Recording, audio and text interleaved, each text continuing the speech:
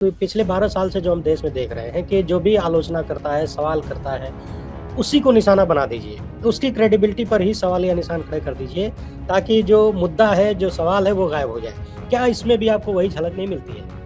बिल्कुल, ये तो एक तरह से मतलब कॉपी पेस्ट ऑर्डर चल रहा है। पूरा कॉपी पेस्ट एंड आप देखोगे कि वो कॉपी पेस्ट भी उन्होंने कैसे किया है, लेजी काम एकदम। उन्होंने वो EIA रिपोर्ट का स्क्रीनशॉट लिया एंड वो स्क्रीनशॉट का जो पिक्चर है वो चिपकाते गए पेज नंबर 5 से पेज नंबर 43 तक। ये भी नहीं कि वो हाईलाइट करके उसको कॉपी मार के यानी सर की कामचोरी चल रही है एनजीटी के भीतर। जो न्यायपालिका बनाई गई थी लोगों को न्याय देने के लिए, वो न्यायपालिका कुछ लोगों की संरक्षक बन गई है। बिल्कुल, एंड अब आप देख रहे हो कि एनजीटी जैसा एक्सपर्ट बॉडी में भी यही हो। तो इतना सब कुछ झेलने के बाद भी लोगों के भीतर जागरूकता क्यों नहीं आ रही है, और ये तमाम संस्थान इनको देखना क्यों नहीं चाहते? प्रेशर कुकर में जब प्रेशर ज्यादा बन जाता है तो सीटी लग जाती है। जो मुझे अनुभव हुआ है कि लोगों को बहुत कम भरोसा रह गया। आपका अनुभव क्या है जुडिशरी को लेकर? लोग क्या सोचते हैं फिलहाल अभी अमृतकाल के 12वें साल में? जो जज लोग बैठे हुए वो कैसे इशारे कर रहे हैं, क्या खुसफुस कर रहे हैं, माइक पे आ जाता है कभी कभार चीजें। तो सब कुछ लोग देख पा रहे हैं अभी एंड लोग समझ रहे हैं कि अच्छा, ऑफिस हमने हमेशा फिल्मों में ये सुनते आए हैं कि तमाम सबूतों गवाहों को मद्देनजर रखते हुए ये अदालत इस नतीजे पर पहुंची है। अब के हालात ये हो गए, खासकर चीफ जस्टिस सूर्यकांत की बेंच के सबूत और गवाह तो बाद में देखे जाएंगे, नहीं भी देखे जाएंगे, लेकिन फिलहाल जो सवाल उठाने जो याचिका करता है उनको निशाना बनाना है। जी, तो ये कितना खतरनाक है आपके हिसाब से? ये बहुत खतरनाक है क्योंकि इसके बाद भी बहुत भरोसे की कमी कहाँ से आ रही है? कारण भरोसे क्या की कमी उनके हरकतों से आ रही है। आप कॉकरोच बोल दोगे पूरे देश के 65% पॉपुलेशन को कि इससे ज्यादा नहीं बोलूंगा, नहीं तो कंटेम्प्ट ऑलरेडी लग चुका है मेरे ऊपर और ज्यादा कंटेम्प्ट लग जाएगा। साल 1971 में एक फिल्म आई थी अमर प्रेम। इसमें म्यूजिक दिया था आर.डी. बर्मन ने, और आनंद बख्शी साहब ने कुछ गीत लिखे थे जिसे किशोर कुमार साहब ने गाया था। गीत के कुछ बोल इस तरह से थे कि मझधार में नैया डोले तो मांझी पार लगाए, मांझी जो नाव डुबोए उसे कौन बचाए। पूरे देश में, भारतीय लोकतंत्र में इस वक्त सबसे बड़ा सवाल यही बन गया है कि जिन संस्थाओं की जिम्मेदारी है देश में हो रही गड़बड़ियों को रोकने की, अगर उन्हीं संस्थाओं पर गड़बड़ी के आरोप लगने लगे, तो फिर देश और देश की जनता कहाँ जाए? इसी मामले पर बात करने के लिए हमारे साथ युवा पत्रकार सौरभ दास जुड़े हुए हैं। सौरभ, बहुत-बहुत स्वागत है आपका। और सौरभ के परिचय में एक चीज़ और आजकल शामिल हो गई है, वो शब्द बड़ा विवादित है, कॉकरोच। तो सौरभ, आपने एक आर्टिकल लिखा है फ्रंट लाइन में, मैंने देखा इसको, और इस आर्टिकल का आपने टाइटल जो दिया है वो बड़ा मारक है। आपने लिखा है कि पर्यावरण न्यायाधिकरण एक मंजूरी मशीन कैसे बन गया। अंग्रेजी में अगर इसको देखें तो इसका मतलब ये होता है कि how the green tribunal became a clearance machine. तो ये लाइन सौरभ आपको लिखने की जरूरत क्यों पड़ी?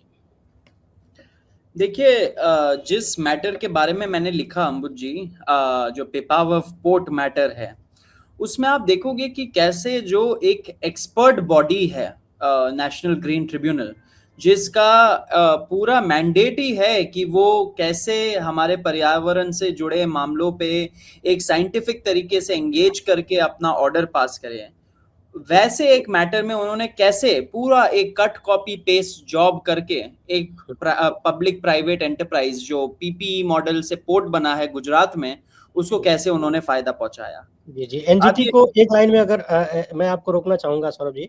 एनजीटी को अगर दर्शक एक लाइन में जानना चाहें तो ये एक ऐसी बॉडी बनाई गई थी, ट्रिब्यूनल बनाया गया था, जो पर्यावरण संबंधी चीज़ों को देखेगा। अगर कहीं कोई प्रोजेक्ट लग रहा है तो उस प्रोजेक्ट से क्या पर्यावरणीय नुकसान हो सकता है, उन चीज़ों पर अगर किसी का कोई सवाल है, कोई विवाद है, तो एनजीटी उस पर सुनवाई करता है।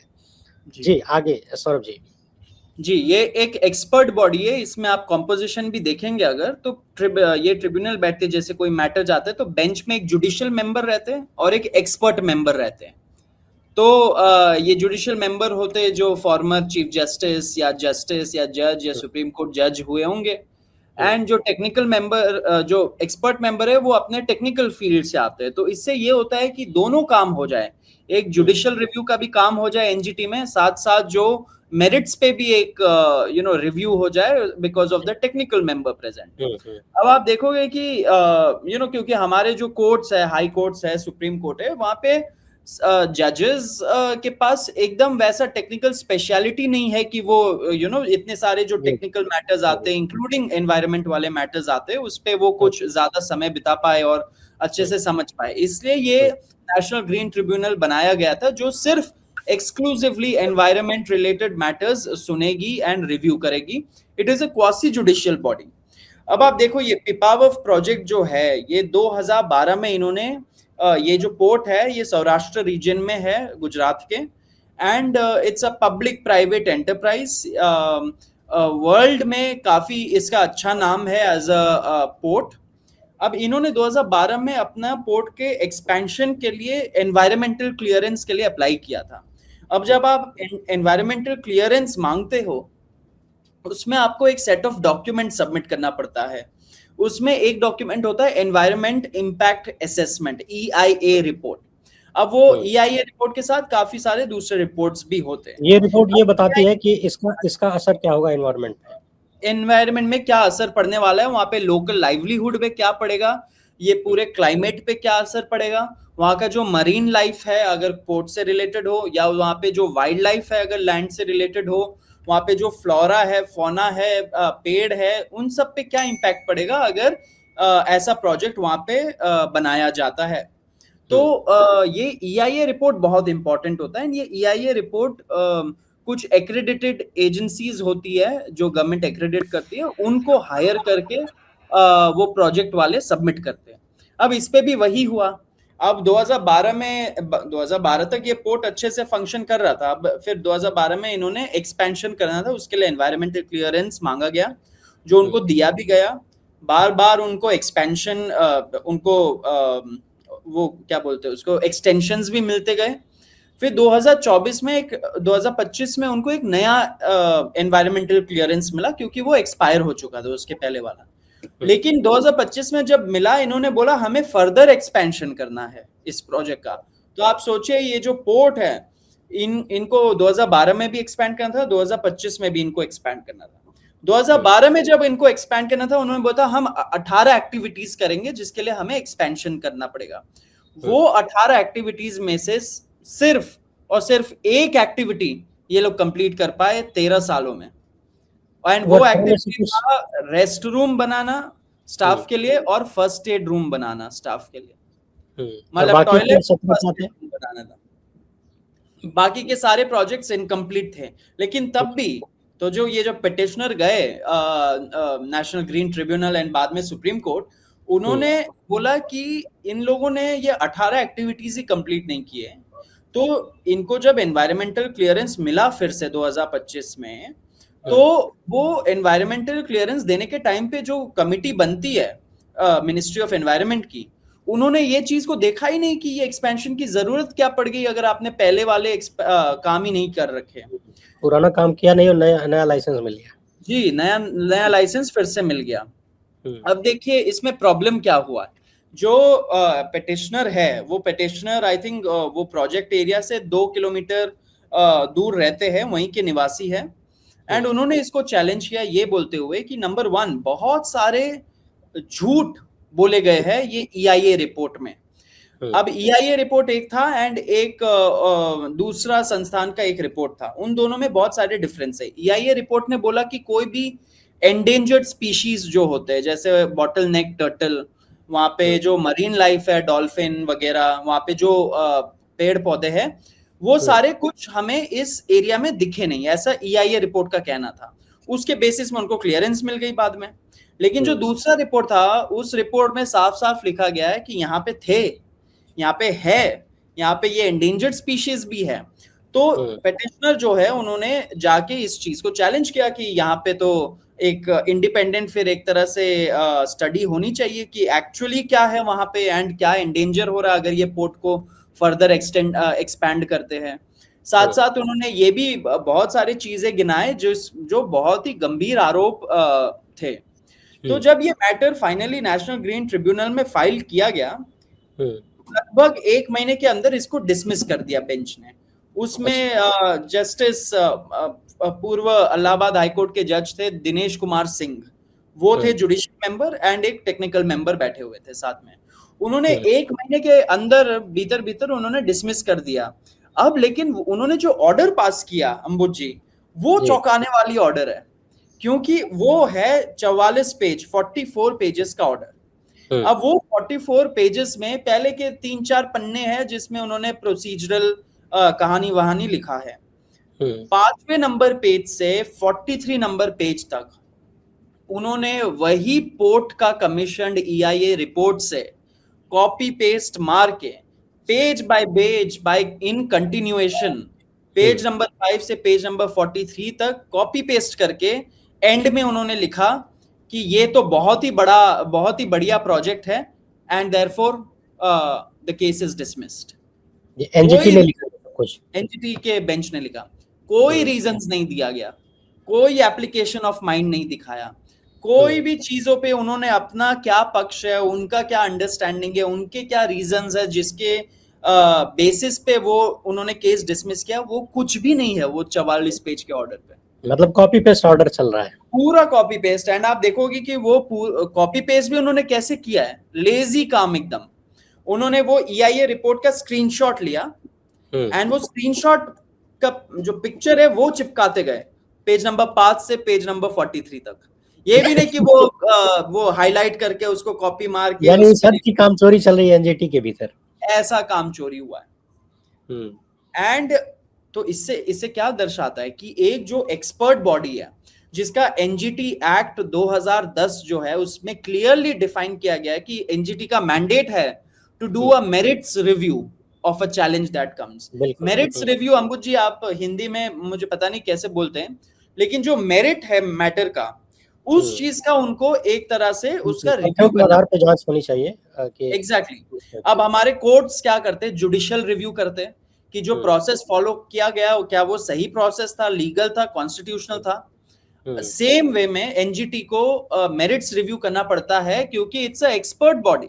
अब उनको देखना है कि ये जो EIA रिपोर्ट है क्या ये सच बोल रही है, क्या ये झूठ बोल रही है, क्या चीजें ये नहीं बोल रही है।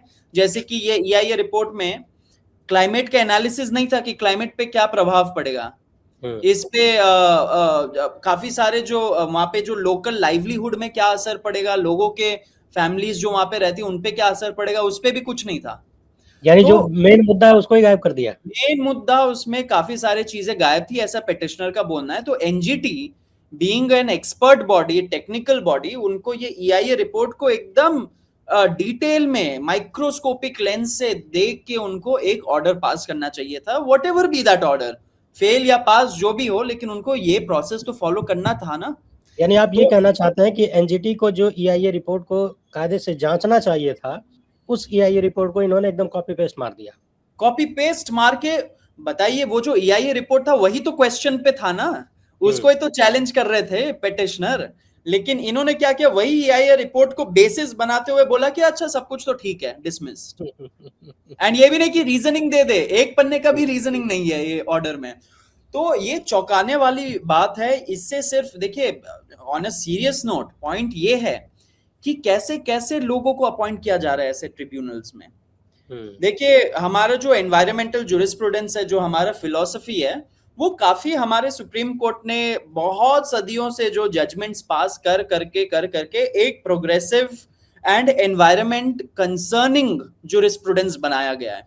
लेकिन अभी कुछ टाइम से देखा जा रहा है कि कैसे इन कंसर्न्स को एकदम साइड में रखते हुए हमारे संस्थानें चल रही हैं। तो नंबर 1 इशू तो ये उठता है कि how can a judicial member on the bench and a technical member on the bench pass this kind of a cut copy paste order।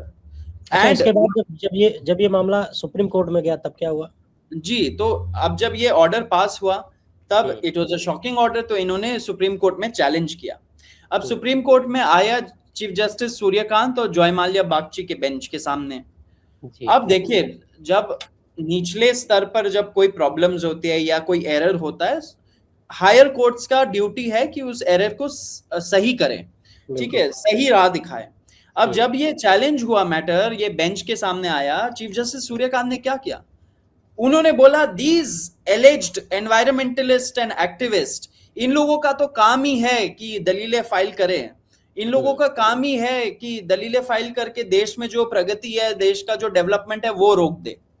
अब ऐसा उनका बोलना इन एन एनवायरमेंट जहां पे 100 से ज्यादा RTI एक्टिविस्ट मर चुके हैं, 80 के अराउंड जर्नलिस्ट लोगों का कत्ल हो गया है, कितने लोगों का कितने लोगों को जेल में रखा गया है, कितना हैरासमेंट होता है, लोग अपना लाइफ को रिस्क करके ये सब काम करते, उनको बोल तो देना सौरभ, कि आपको आपने जब ये criminal- लाइन चीफ जस्टिस की जबान से सुना, तो आपके दिमाग में वो चीजें आई कि नहीं कि पिछले 12 साल से जो हम देश में देख रहे हैं कि जो भी आलोचना करता है, सवाल करता है, उसी को निशाना बना दीजिए, तो उसकी क्रेडिबिलिटी पर ही सवाल या निशान खड़े कर दीजिए, ताकि जो मुद्दा है, जो सवाल है, वो गायब हो जाए। क्या इसमें भी आपको वही झलक नहीं मिलती है? बिल्कुल, ये तो एक तरह से ये जो सरकारी मंत्री होते हैं उन लोगों का जबान है ये। तो it is not expected out of the chief justice of India. वो सबसे टॉप जज है हमारे देश के। He is suppose to be the defender of our rights, defender of the constitution, conscience keeper of the institution. लेकिन उनका ये बोलना कि ये एनवायरमेंटलिस्ट तो ऐसे ही है, ऐसे ही फाइल कर देते, इनको देश की प्रगति नहीं होने देते, हमेशा कुछ ना कुछ ये लोग चैलेंज करते रहते, ये एक सारे लाइन में स्टेटमेंट विकास विरोधी बता दिया। जो जो लोग अपना संवैधानिक कर्तव्य निभा रहे हैं, कर्तव्य उनको निभा विकास रहे हैं। अब विरोधी। देखिए, अब वो एनवायरमेंटलिस्ट जो भी आए, वो क्या बोल रहे हैं लीगली अपने तरीके से। आप प्लीज इस मुद्दे को देखिए, एंड फिर जो ऑर्डर पास करना है वो तो आपका राइट है, जो भी ऑर्डर आप पास करोगे। We can agree with it, we can disagree with it, लेकिन आपका राइट है ऑर्डर पास करना। लेकिन उनको सुने बगैर उन पे ऐसा टिप्पणी करना, तो ये तो बहुत ही ऑब्जेक्शनेबल है। It does not behove his the chair that he holds, the institute, the अच्छा, ऑफिस हम लोग दैट ही। हमेशा फिल्मों में ये सुनते आए हैं कि तमाम सबूतों गवाहों को मद्देनजर रखते हुए ये अदालत इस नतीजे पर पहुंची है। अब के हालात ये हो गए हैं, खासकर चीफ जस्टिस सूर्यकांत की बेंच के, कि सबूत और गवाह तो बाद में देखे जाएंगे, नहीं भी देखे जाएंगे, लेकिन फिलहाल जो सवाल उठाने, जो याचिका करता है, उनको निशाना बनाना है। जी, तो ये ये कितना खतरनाक है आपके हिसाब से? ये बहुत खतरनाक है, क्योंकि इसके बाद भी बहुत सारे एनवायरमेंटलिस्ट और एक्टिविस्ट के ग्रुप्स ने ओपन लेटर लिखा है चीफ जस्टिस ऑफ इंडिया को, लगभग ये बोलते 50 हुए कि ग्रुप्स ने आपकी लिखा जो, था। हाँ, बहुत सारे ग्रुप्स ने लिखा है, बहुत ही रेस्पेक्टेड मेंबर्स है ऐसे ग्रुप के। जी।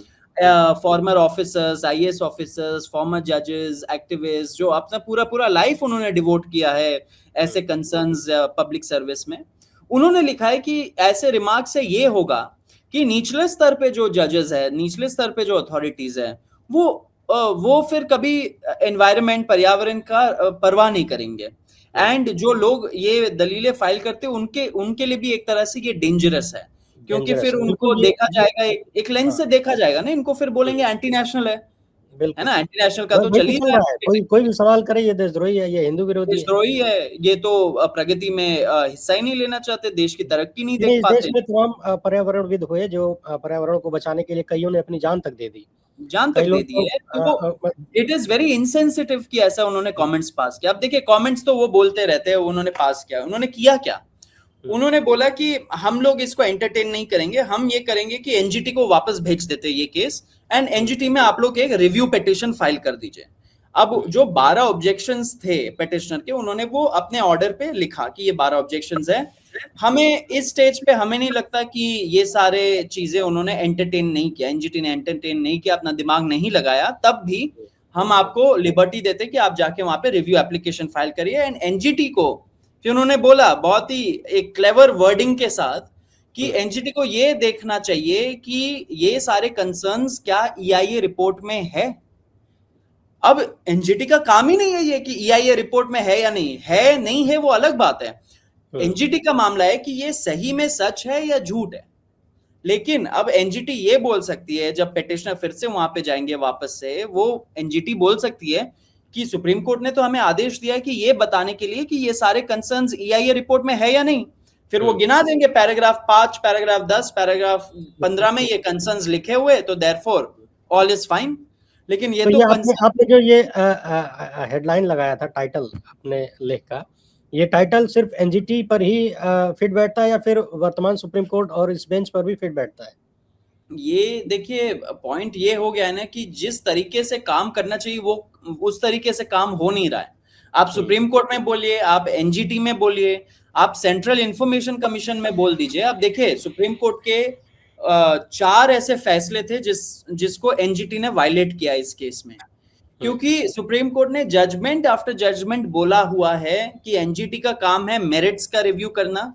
एनजीटी जो प्रोजेक्ट प्रोपोनेंट है इस केस में, जो ये पोर्ट है, उनके रिपोर्ट्स के आधार पे ही जजमेंट नहीं दे सकती है। ये क्लियरली स्पष्ट किया गया है, सुप्रीम कोर्ट ने पहले कर रखा है। फिर सुप्रीम कोर्ट ने ये भी बोला है कि reasonings are the heart beat of a judgement.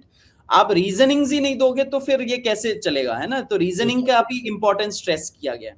तो ऑल दीज 4 जजमेंट्स जो मैंने डिटेल किया है अपने कॉलम पे, उनको वायलेट किया है एनजीटी ने।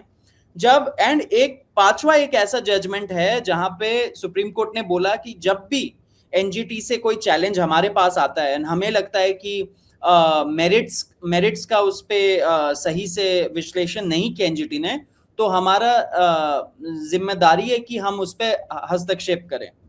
लेकिन इस बार सुप्रीम कोर्ट ने अपने ही जजमेंट को वायलेट किया सूर्यकांत के बेंच ने, क्योंकि चीफ जस्टिस सूर्यकांत ने एंटरटेन ही नहीं किया इस पिटिशन को, वापस भेज दिया एनजीटी के पास। एंड वापस भेजते भेजते लोगों को लगेगा कि अच्छा कुछ तो दिया सुप्रीम कोर्ट ने, लेकिन एक हाथ से दिया, दूसरे हाथ से सब कुछ छीन लिया सुप्रीम कोर्ट ने इस वाले मामले में। तो ये दिखाता है कि हमारे जो इंस्टीट्यूशंस है they have been failing. Central information commission जहां पे आरटीआई के सारे मामले पहुंचते हैं, आपके काफी सारे दर्शक ये जानते भी होंगे कि बहुत सालों से ये मॉडल वो फॉलो कर रहे हैं, जहां पे आप देखोगे कि जो मिनिस्ट्री आपको इंफॉर्मेशन डिनाई कर रही है, ये सीआईसी सेंट्रल इंफॉर्मेशन कमीशन बोल रही है कि उसी मिनिस्ट्री के पास आप वापस जाइए एंड वो मिनिस्ट्री डिसाइड करेगी कि इंफॉर्मेशन देना है या नहीं देना। तो in a way it is abdication of duty. जो लॉ का मैंडेट है कि central information commission will decide whether information has to be disclosed और not disclosed, where the NGT will decide whether the environment clearance has been given properly or not, whether Supreme Court will exercise its power of judicial review. All these duties are being abdicated. ये मामला भी कहीं ना कहीं वंतारा की तरह दिखता है, जैसे वहां पर सुप्रीम कोर्ट एक मुहर लगाने वाली एजेंसी की तरह काम कर रहा था। एग्जैक्टली अब वंतारा वाला मैटर भी ऐसे ही तो हुआ है कि 18 दिन में एसआईटी को बोला कि आप अपना डिसीजन दीजिए। 18 दिन के अंदर कोई इन्वेस्टिगेशन होता है क्या? अच्छा, भारत के इतिहास में आपने इतनी स्पीड से काम करता हुआ कोई सुप्रीम कोर्ट देखा अभी? कोई भी अदालत? बिल्कुल। एंड लास्ट में क्या हुआ?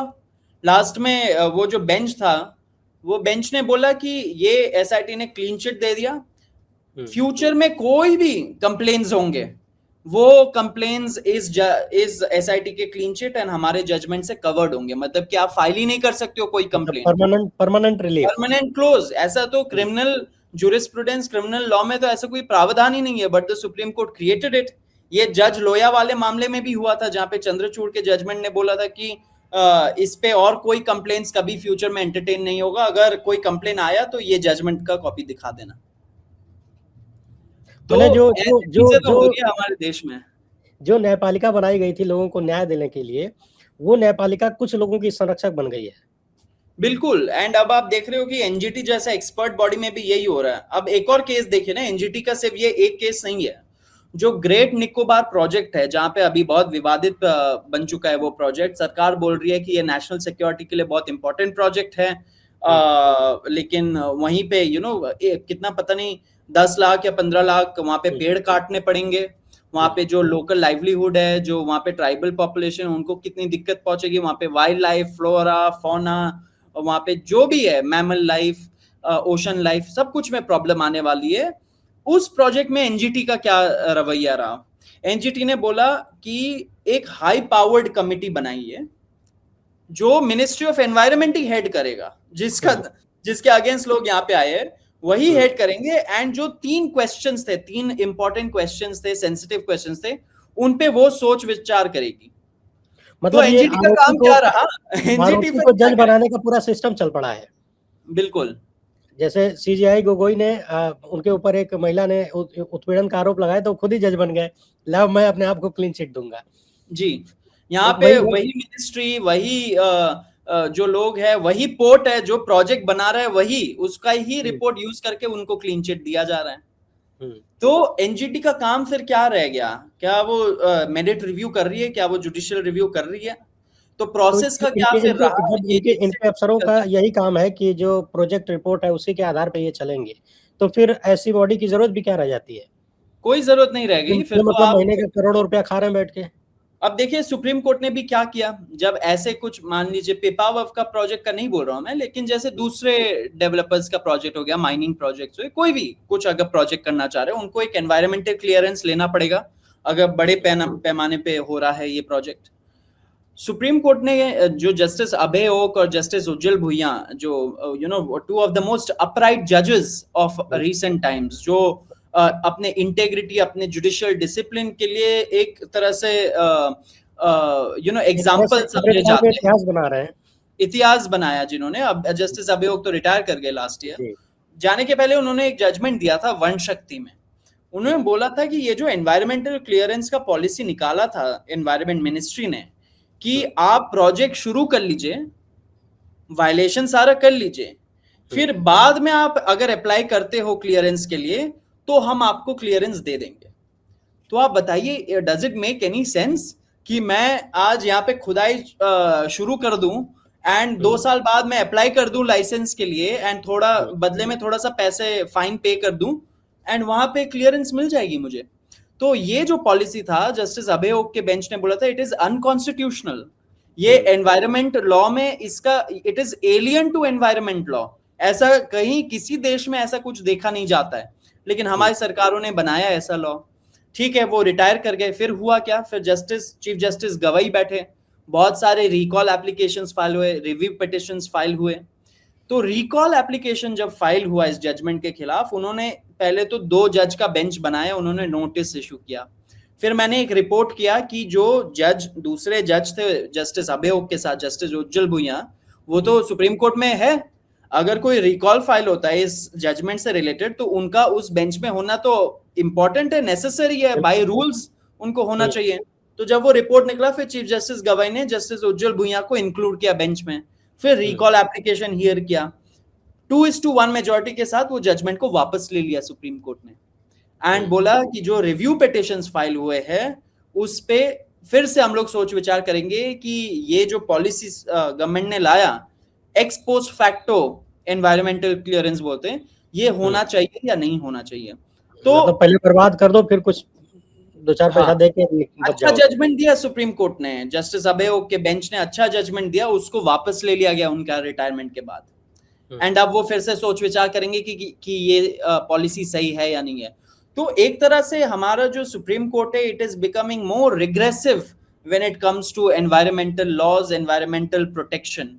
आप वो दिल्ली का पोल्यूशन, हाल ही में एक रिपोर्ट आई थी कि दुनिया के 100 सबसे गर्म शहरों में 97 भारत के थे। मतलब हमारे देश की जनता सब कुछ झेल रही है, और झेलना आम आदमी को ही है। जो बड़े लोग हैं वो तो घर बाहर हर जगह ऐसे ही लगा लेंगे।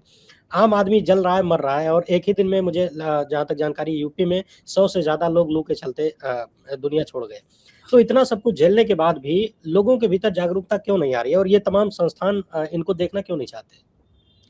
देखिए, लोगों के अंदर जागरूकता तो देखिए, अब जो होता ये है ना कि हमारा जो इंस्टीट्यूशन है सुप्रीम कोर्ट का या जुडिशियरी का जो इंस्टीट्यूशन है, वो एक सेफ्टी वॉल्व की तरह काम करता है। प्रेशर कुकर में जब प्रेशर ज्यादा बन जाता है तो सीटी लग जाती है, प्रेशर रिलीज हो जाता है। तो हमारे जो कोर्ट्स है, they have been functioning like that, सालों साल, डेकेड से ये लोग यही काम कर रहे हैं कि जैसे कोई पीपल्स मूवमेंट होने वाला है, कोई लोग ऑर्गेनाइज हो रहे हैं, प्रोटेस्ट करने वाले आपत्ति जता रहे, रोड पे उतर रहे हैं, वैसे ही एक सडनली एक सुप्रीम कोर्ट में याचिका आ जाती है, सुप्रीम कोर्ट हल्ला बुल्ला 2-3 लाइनें डायलॉग मार देती है सरकार के खिलाफ, फिर पूरा मैटर ठंडा पड़ जाता है। लेकिन अब मुझे लग रहा है अंबुज जी, ये जो इनका तरीका है ये अब खत्म हो रहा है। लोग अब इस झांसे में नहीं आ रहे, लोगों को दिख रहा है। अब देखिए फार्मर्स प्रोटेस्ट में क्या हुआ, लोगों ने बोला सुप्रीम कोर्ट को जो करना है कर लीजिए, वो उनका अधिकार है करने का, हम तो रोड पे बैठेंगे। तो अल्टीमेटली सुप्रीम कोर्ट ने वो फार्म लॉज को स्टे भी तो कर दिया था ना, तीनों लॉ को तुरंत स्टे कर दिया था इम्प्लीमेंटेशन, तब भी फार्मर लोग उठे नहीं, क्योंकि उनको पता था कि यहाँ पे खेला हो जाएगा, कि इन्होंने स्टे कर दिया, 4 महीने बाद क्या पता स्टे लिफ्ट हो जाए, फिर से एक तरह से ऑर्गेनाइज करना बड़ा मुश्किल हो जाएगा। तो लोगों को अभी जाके थोड़ा थोड़ा जागरूकता हो रहा है। ये जो रिपोर्ट्स आ रही है, लोग लॉ पे ज्यादा लिख रहे हैं, लोग चर्चा कर रहे हैं, क्रिटिक कर रहे हैं, वीडियो कॉन्फ्रेंसिंग चल रहा है तो ट्रांसपेरेंसी बढ़ गई है, लोग देख रहे हैं कि जज किस जो जज लोग बैठे हुए वो कैसे इशारे कर रहे हैं, क्या खुसफुस कर रहे हैं, माइक पे आ जाता है कभी कभार चीजें, तो सब कुछ लोग देख पा रहे हैं अभी, एंड लोग समझ रहे हैं कि अच्छा, ये अभी जो आपने किसानों वाला फंक्शन मामला, है शायद ये सही नहीं चल रहा है अभी। हाँ अच्छा किसानों वाला मामला आपने याद दिलाया कि किसानों को भरोसा नहीं था कि सुप्रीम कोर्ट स्टे कर रहा है, ठीक है करता रहे, हम अपना काम करते रहेंगे। तो ये बिल्कुल।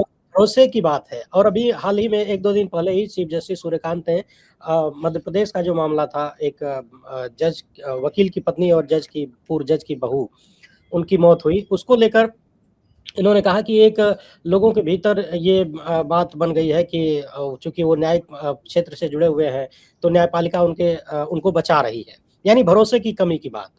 तो सुप्रीम कोर्ट के चीफ जस्टिस को भी ये मालूम है कि लोगों के भीतर भरोसे की कमी है। इस कमी का मूल क्या है? कमी का मूल यही, मूल मतलब रीजन आप पूछ रहे हो, है ना? हुँ, हुँ। रीजन मतलब यही कहाँ है, से ये भरोसे की कमी कहाँ से आ रही है? कारण क्या भरोसे है? की कमी उनके हरकतों से आ रही है। आप कॉकरोच बोल दोगे देश के 65% पॉपुलेशन को कि, तो क्या 65 पॉपुलेशन आपको पूजेगी? आपको आरती उतारेगी आपकी? हुँ, वो तो क्रिटिक ही करेंगे आपके बिहेवियर को, आपके शब्दों को कंडेम करेंगे, एंड वही हुआ। अब हुँ, कॉकरोच जनता पार्टी का अगर 23 मिलियन फॉलोअर्स है, उस पर सबसे ज्यादा कंट्रीब्यूशन तो चीफ जस्टिस सूर्यकांत का है ना, क्योंकि बिल्कुल। उनके स्टेटमेंट्स थे ऐसे जिसपे लोग, यूथ को हुँ, लगा कि ये क्या बोला जा रहा है, एंड कौन बोल रहा है, ये कोई मंत्री कोई बोल रहा है क्या, कोई पॉलिटिकल बिल्कुल। स्टेटमेंट है क्या, ये तो chief justice of hmm, India बोल रहे हैं, जुडिशरी बोल रही है हमारे खिलाफ। हुँ, तो ये हुआ। तो अब एक तो उनका रवैया, उनका बिहेवियर, उनका कॉन्डक्ट होता है। दूसरा हुँ, रीजन ये है कि हमारी जो जुडिशरी है वो बहुत ही ओपेक है, बहुत ही सीक्रेसी के साथ काम करती है। आप बताइए कौन सा, मतलब कि आप ये सोच लीजिए ना कि आपने ये क्वेश्चन पूछा क्यों लोग जागरूक नहीं है, क्यों लोग कुछ नहीं बोलते हैं। लोग क्यों कुछ नहीं बोलते हैं कि कैसे कैसे लोग अपॉइंट हो रहे हैं हमारे हाई कोर्ट्स में, एनजीटी में, सीआईसी में, हमारे इंस्टीट्यूशंस में, सुप्रीम कोर्ट में कैसे कैसे लोग आ रहे हैं, एंड हुँ, कौन लोग आ रहे हैं हमें तो ये भी नहीं पता ना। अब एंड में क्या होता है, एक रेजोल्यूशन निकाल देते हैं, 4 नाम लिख दिया, हुँ, ये अपॉइंट होंगे, बस क्लियर हो गया। गवर्नमेंट ने 2-3 दिन में क्लियर कर दिया। अब ये बिल्कुल। कौन है, उनका बैकग्राउंड क्या रहा, उनका पॉलिटिकल लीनिंग्स क्या है, उनका कोई पॉलिटिकल संबंध और थे जो भी, जो मामा 56 ताऊ, जजों को सुपरसीड करके पंचोली साहब को बुला लिया जाता है सुप्रीम कोर्ट। 56 जजेस को सुपरसीड करके उनको लाया गया। एंड जो जस्टिस नागरत्ना थी, उन्होंने डिसेंट भी किया, बोला कि बहुत ही गंभीर आरोप है इनके खिलाफ। हुँ, ऐसे ऐसे लोगों को अगर आप अपॉइंट कर रहे हैं तो फिर इतना ओपेसिटी के साथ कि जो करना है कर लो, जो बात करना है कर लो वाली बात होती है, जो हुँ, हुँ। इसके साथ करोगे तो it does not inspire confidence in the institution ना। जी। इंस्टीट्यूशन कब रेस्पेक्ट कमांड करेगी?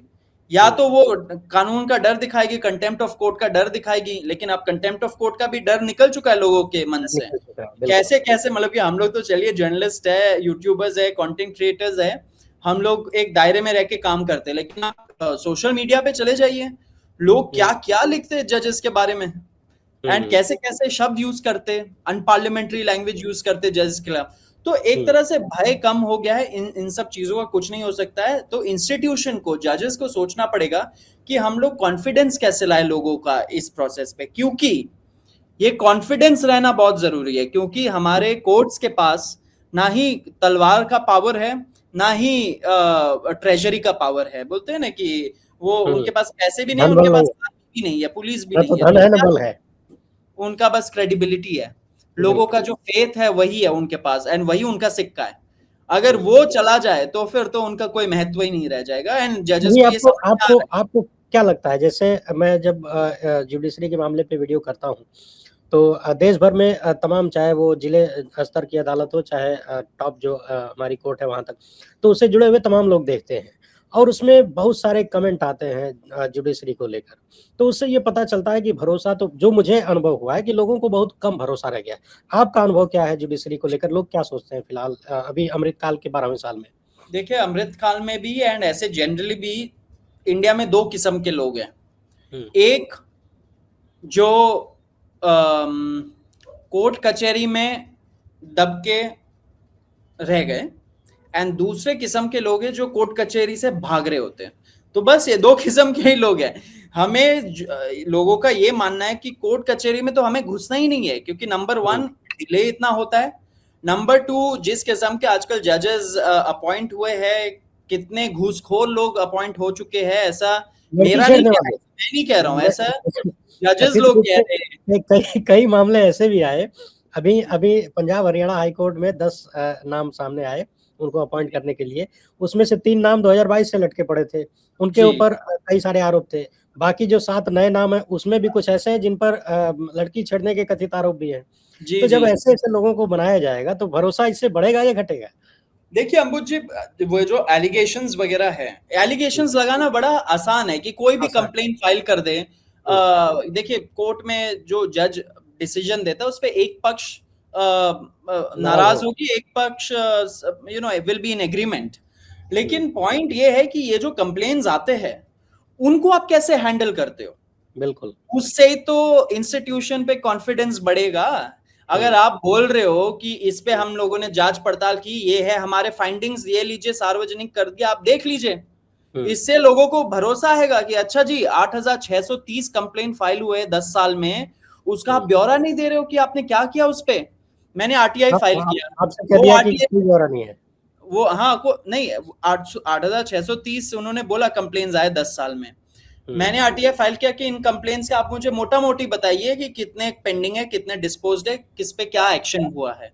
हुँ। उन्होंने बोला necessary action has been taken. अच्छा, मतलब कि इससे आपका कॉन्फिडेंस आएगा जुडिशरी पे, इस पे लोगों का भरोसा होगा जुडिशरी पे। तो ये हुँ, लोग ये नहीं सोचते, दैट इज द पॉइंट। आज के टाइम पे हमारे पास ऐसे विजनरी जजेस नहीं है, ऐसे जजेस नहीं है जो इंस्टीट्यूशन का कैसे हम लोग इंस्टीट्यूशन को स्ट्रेंथन करें वो सोचे।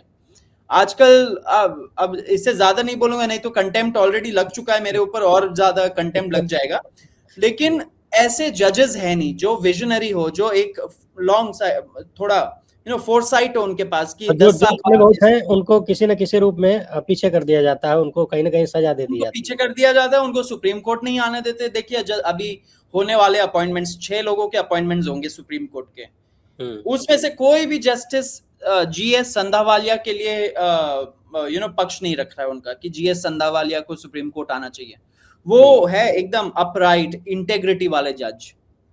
कोई भी अतुल श्रीधरन के लिए नहीं बोल रहा है कि उनको आना चाहिए सुप्रीम कोर्ट। तो बिल्कुल, ये उनको तो सिस्टम घुमा के ये हम लोग को क्लियर कर सोचना देना है। पड़ेगा। हुँ, देखिए अल्टीमेटली अंबुज जी, इनका डर ये है कि जिस हिसाब से ये लोग एक्सपोज हो रहे हैं ना, जिस हिसाब हुँ, से ये सिस्टम एक्सपोज हो रहा है, लोगों का सबसे पहले तो भरोसा उठ जाएगा ऐसे सिस्टम से, एंड काफी हद तक ऑलरेडी लोगों का भरोसा उठ रहा है। हो चुका है। नंबर 2 ये हो जाएगा कि लोग इस सिस्टम से एंगेज करना बंद कर देंगे। ताली हुँ, 2 हाथ से बचती है, अगर एक हाथ ने बोल दिया कि मुझे तो आपका गेम ही नहीं खेलना है, हुँ। तो फिर क्या होगा। एंड बिल्कुल, ये डर उनको सता रही है आज के टाइम पे। हुँ, ऐसे आप मतलब देख रहे ये हो कि यूट्यूबर्स के हुँ, खिलाफ कंटेम्प्ट लगाया जा रहा है। हुँ, मेरे खिलाफ जो कंटेम्प्ट था वो भी उन्होंने एंटरटेन कर लिया। ऐसे कई लोगों के ऊपर जो बोलते हैं, जो जुडिशरी को क्रिटिसाइज करते हैं एंड बिंदास क्रिटिसाइज करते हैं, उनके खिलाफ अब कहीं ना कहीं आप देख रहे हो कि एक्शन लेने का एक तरह से माहौल बन रहा है, हुँ, जुडिशरी हुँ, बना रही है। तो हुँ, हुँ, लेकिन इससे कुछ होगा नहीं, पॉइंट वो है, क्योंकि आज के इंटरनेट के टाइम पे information spreads like wild fire, hmm, and कोई ज्यादा मुश्किल नहीं है लोगों को इंफॉर्मेशन पहुंचाने का आज के बिल्कुल। टाइम पे, एंड कहा लोग अपने जाता है किसी को इतना न डराओ कि डर खत्म हो जाए। डर खत्म हो जाए। तो द सिस्टम इज रैटल्ड कि दूसरा साइड शायद एंगेज ना करे हमारे साथ। केजरीवाल वाले मैटर में देखिए, मैं बहुत इंप्रेस था कि अरविंद केजरीवाल ने क्या किया। उन्होंने बोला कि मैं तो बॉयकॉट कर रहा हूँ स्वर्णकांता के कोर्ट को, बिल्कुल। जैसे स्वर्णकांता के कोर्ट को उन्होंने बॉयकॉट किया। हुँ, इससे सिस्टम इज रैटल्ड कि अगर वो हमारे गेम नहीं खेलेंगे तो फिर हुँ। हम कैसे पकड़ेंगे उनको, है ना। तो ये तो मुझे लग रहा है बहुत जल्दी ऐसा पॉइंट आने वाला है जहां पे लोगों को ये गेम दिख रहा है, हुँ, एंड हमारे इंस्टीट्यूशन के लिए ये सही नहीं होगा, हमारे देश के लिए भी ये सही नहीं होगा। बिल्कुल पूरा लोकतंत्र ही भरोसे का नाम होता है। लोकतंत्र पे भरोसा तभी करते हैं जब तंत्र उनके लिए काम करता है, लोगों के लिए काम करता है। और जब तंत्र लोगों को कॉकरोच बुलाने लगे, पैरासाइट बुलाने लगे, तो फिर मामला संकटग्रस्त है। बहुत अच्छा लगा सौरभ आपसे बात करके, बहुत सारी चीज़ों के बारे में आपने खुल के बताया, बोला और एनजीटी जो कर रहा है देश का सुप्रीम कोर्ट, खासकर हमारे माननीय चीफ जस्टिस की बेंच जो कर रही है, वो सब पूरा देश देख रहा है और इन सब के बीच जो बौखलाहट है, कॉकरोच के पीछे की, वो भी पूरा देश देख रहा है। उम्मीद है जल्द ये चीज़ें सुधारात्मक होंगी। बहुत-बहुत धन्यवाद सौरभ हमसे जुड़ने के लिए।